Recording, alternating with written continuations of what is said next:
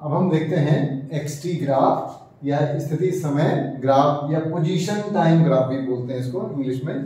तो इसको अगर हम देखें ध्यान से तो ये हमारा समय है सेकंड में और ये हमारी स्थिति है एक्स जिसको हम डिनोट करते हैं ये मीटर में। तो अगर ये ग्राफ इस तरह से है तो ये आपने देखा भी था एक समान वेग में, जब आपने देखा होगा ऐसा ग्राफ आपने देखा था। तो वो क्या है कि एक सेकंड में इतना मीटर है मानो 10 चले, तो 2 सेकंड में 20 चले, ऐसे हमारा 3 सेकंड में 30 चले, 30 मीटर।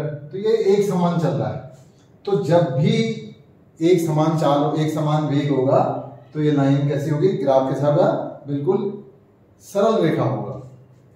अब इसमें देखें, यहां देखें, तो इसको हम बोल सकते हैं एक समान चाल, एक समान वेग। अगर यहां डिस्टेंस हो जाएगा, यहां दूरी हो जाएगी तो वो चाल हो जाएगा, अभी बात करेंगे उसको भी। और यहां पर ये एक्स है। अब इस समय ये हमारा इस तरह से ग्राफ है। अब इस ग्राफ में देखें ध्यान से, तो क्या है, सरल रेखा तो नहीं है, तो एक समान वेग नहीं होगा, इसलिए क्या है, असमान वेग हो गया, असमान वेग। इसी तरह से अगर मान लीजिए यही पर मेरे पास जैसे हमने पहले दिखा था ये ऐसा हो, एक्स इधर हो और टाइम इधर हो, तो ये भी क्या है, असमान वेग ही है। अब इन दोनों ही असमान वेग में फर्क क्या है, फिर अंतर क्या आ रहा है इसमें? तो इसमें अंतर देखें ध्यान से, बहुत आसान है कि जैसे मैंने देखा एक सेकंड में ये 10 मीटर जाता है मान लो, तो 2 सेकंड में ये इससे कम जा रहा है। फिर आप 3 सेकंड में देखें तो उससे भी कम हो गया। फिर 4 सेकंड में देखें तो ये बहुत ही कम हो गया।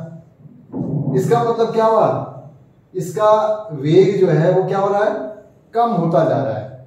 तो इसमें क्या है, घटता हुआ वेग।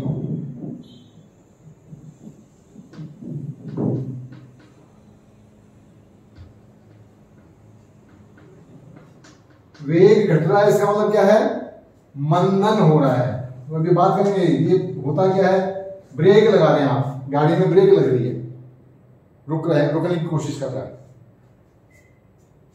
यहां अगर आप देखें तो 1 सेकंड में पहले इतना चला,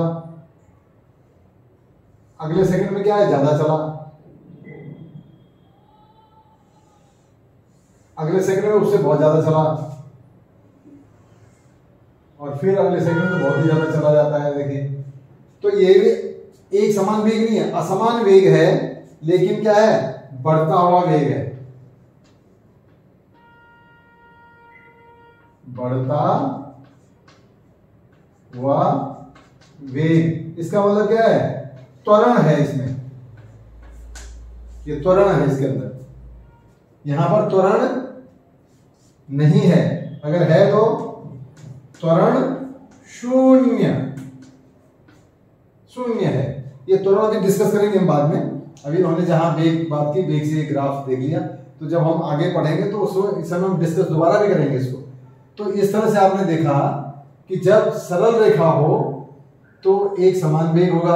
अब एक समान वेग में सरल रेखा ऐसे भी हो सकती है, कभी आपके दिमाग में आता है, मैंने बताया भी था कि अगर वो लाइन ऐसी है, ये सब ओरिजिन है, संदर्भ बिंदु है, तो इस समय क्या हो रहा है, अभी भी तो एक सरल रेखा है, तो सरल रेखा का मतलब क्या है, उतना ही पोजीशन है, स्थिति उसकी वही, स्थिति परिवर्तन हुई ना, तो क्या है, शून्य वेग,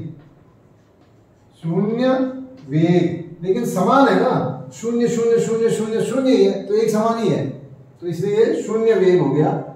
ये वेग शून्य नहीं है लेकिन एक समान है। यहाँ वेग जो है असमान है लेकिन वो घट रहा है, यानी उसमें हम उसको रोकने की कोशिश कर रहे हैं गाड़ी को, और यहाँ पर हम क्या है, गाड़ी को तेज चलाने की कोशिश कर रहे हैं, तो और तेज हो रहा है, बहुत जा रहा है ना। हाईवे पे जा रहे हैं हम, घर से स्टार्टिंग में कम होता है, फिर ज़्यादा स्पीड बढ़ती जाती है, फिर फुल स्पीड पे निकलते हैं हम आराम से, हालांकि लिमिट से ज़्यादा स्पीड नहीं करनी है। जहाँ भी लिमिट्स लिखी हुई हैं आपको, जहाँ सड़क है, जहाँ भी हाईवे है, कोई भी है, तो वहाँ स्पीड लिमिट लिखी होती है, तो उस स्पीड लिमिट से ज़्यादा एक्सीड नहीं करना है। अगर आपके साथ पापा हैं, कोई आ रहा है, अगर वो उससे ज़्यादा चलाते हैं तो आप उनको भी समझा सकते हैं कि पापा या भैया, स्पीड की जो लिमिट लिखी है उसका कोई मतलब है, सेफ्टी से मतलब है उसका, इसलिए उससे ज़्यादा नहीं करनी। लेकिन यहाँ हम समझ रहे हैं कि यहाँ पर क्या है, एक्सेलेरेटर दबा रहे हैं भैया, जिसकी वजह से गाड़ी की स्पीड बढ़ रही है। यहाँ पर क्या हो रहा है, ब्रेक लगा रहे हैं भैया, जिसकी वजह से स्पीड घट रही है। तो वो मंदन कहलाता है। जहाँ एक्सेलेरेटर दबाते हैं उसको त्वरण कहलाता है, और जहां पर एक समान चल रहा है बिल्कुल कॉन्स्टेंटली, तो उसको बोलते हैं त्वरण जो है शून्य है।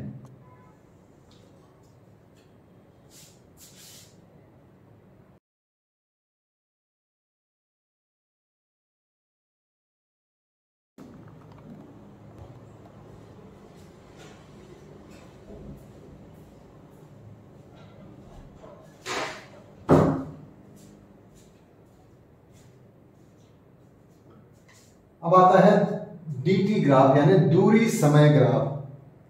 दूरी समय ग्राफ का मतलब है कि हमने कितने समय में कितनी दूरी तय करी। ये दूरी है, ये भी मीटर में है और ये सेकंड्स में है।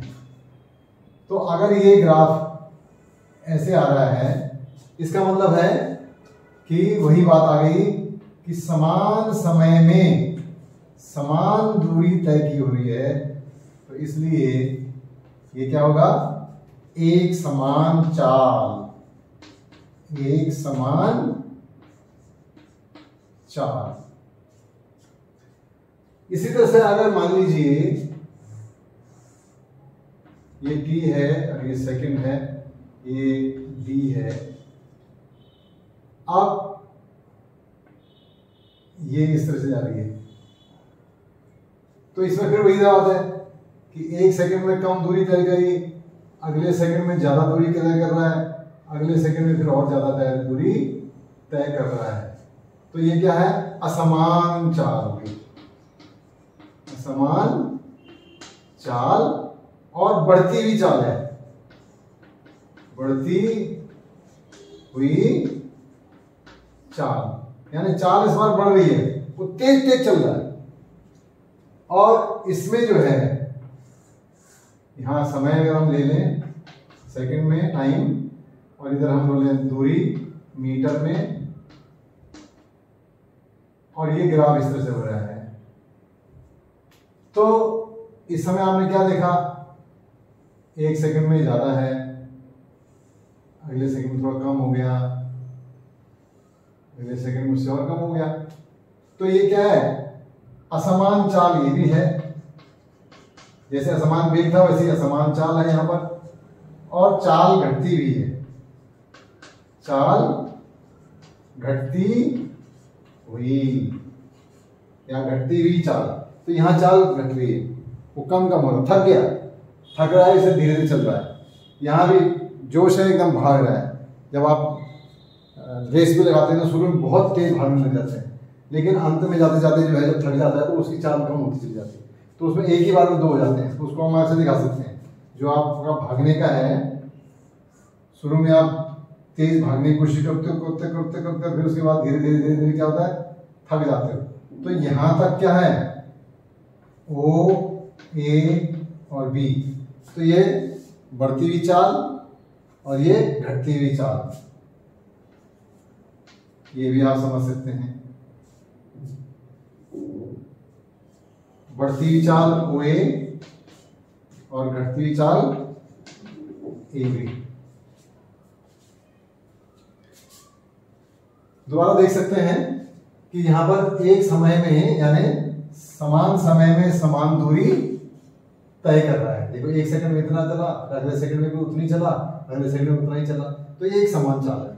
यहाँ पर क्या, पहले सेकंड में इतना चला, दूसरे सेकंड में इतना चला, तीसरे सेकंड में इतना चल रहा है, तो दूरियां अलग अलग हो रही है, इसलिए असमान चाल हुई। यहाँ पहले क्या है, बहुत ज्यादा तय कर रहा था, उसके बाद थोड़ा कम हो गई, उसके बाद और कम हो गई, तो यानी यहाँ भी असमान हो रहा है। तो समान समय में असमान दूरी तय करना, उसको बोलते हैं असमान चाल, ये हमने इसको परिभाषित भी किया था।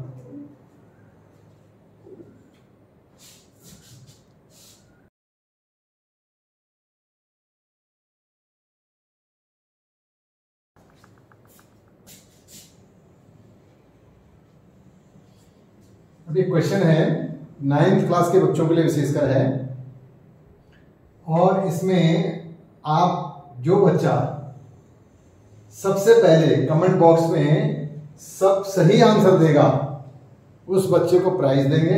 और कमेंट बॉक्स में जब आप अपना दें तो अपने स्कूल का नाम जरूर दे दें, ताकि आपको आपके प्रिंसिपल मैम के पास आपका प्राइज पहुंच जाएगा।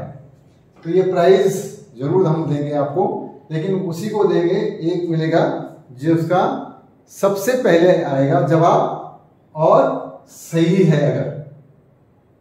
अगर उसका सही नहीं है तो फिर जो दूसरा आया है उसका अगर सही है तो दूसरे वाले को तो प्राइज मिल जाएगा।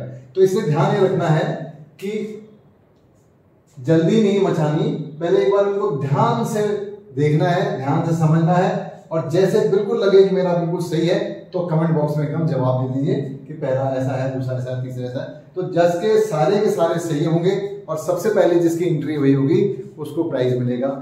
जिनको समझ नहीं आए वो भी कमेंट बॉक्स में लिख सकते हैं कि सर मुझे इसमें डाउट है, ये क्या होगा, इसमें सही है कि गलत है, ये मुझे करें, तो उसको आपको उसमें जवाब आपको मिल जाएगा।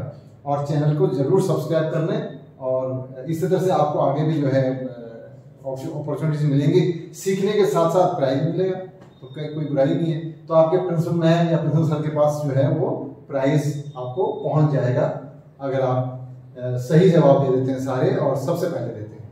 तो एंजॉय करें, बहुत बढ़िया।